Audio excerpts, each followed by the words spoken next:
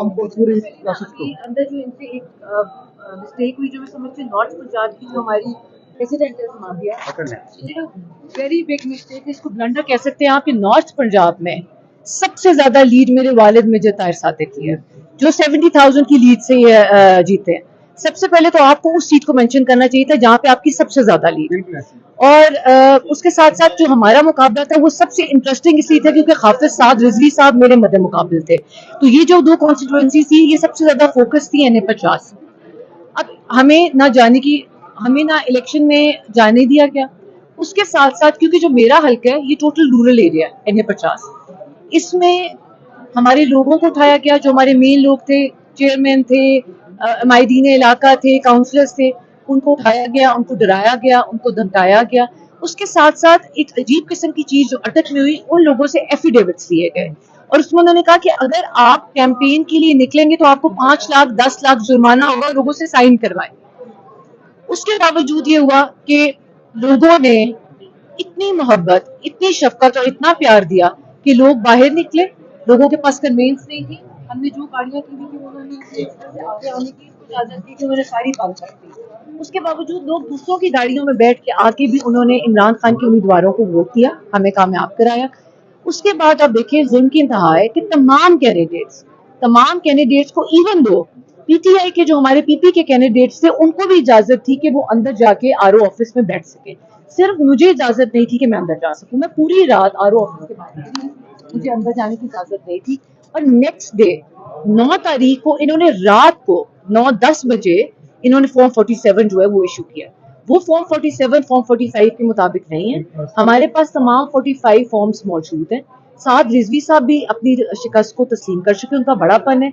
उसके साथ साथ उन्होंने हमें कंप्लीट सपोर्ट का भी अपनी यकीन दिलाया। उन्होंने मुझे कहा कि आप मेरी बहन है, आपको जिस सपोर्ट की जरूरत होगी, जहां जहां आपके एजेंट्स को नहीं बैठने दिया गया, आप हमारे से फॉर्म्स ले सकते हैं। उन्होंने हमें दिए, हमें प्रोवाइड किए।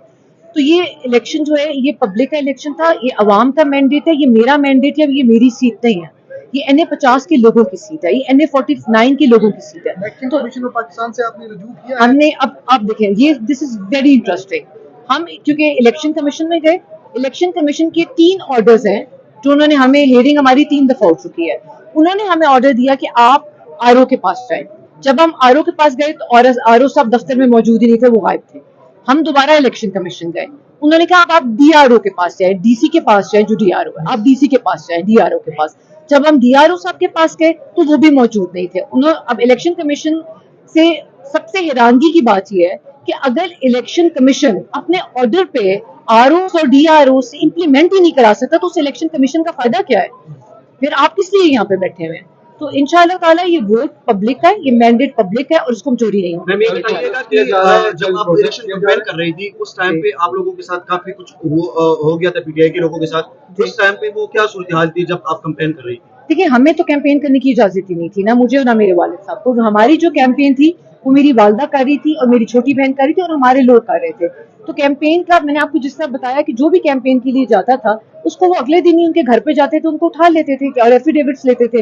लेकिन ये सब कुछ करने के बावजूद मैं इनकी शुक्रगुजार भी हूँ कि इन्होंने हमारी, क्योंकि देहाती इलाका है, वहां पे जब आप किसी एक बंदे को उठा के ले जाते हैं, उसको हरास करते हैं, उसको धमकाते हैं, तो पूरा गांव का गांव उसके साथ यूनिटी के तौर पे खड़ा हो जाता है।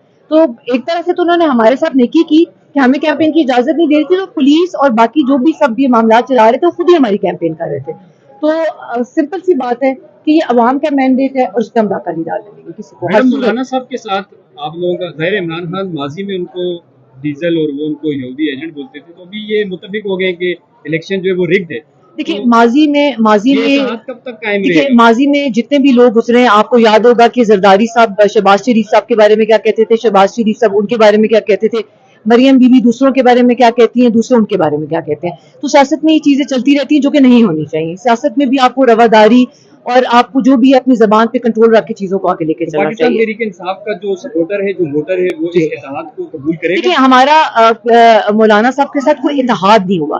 अभी सब लोग सिर्फ इस एक चीज पर है कि हमने जो प्रोटेस्ट करना है कि ये जो इलेक्शन रिग्ड है और लोगों के वोट के ऊपर डाका डाला गया है और लोगों का मैंडेट चोरी हो रहा है, उस पर वो इकट्ठे हैं सारे कि हम सब इकट्ठे होके जो है वो एहतजाज में जाएं। जी।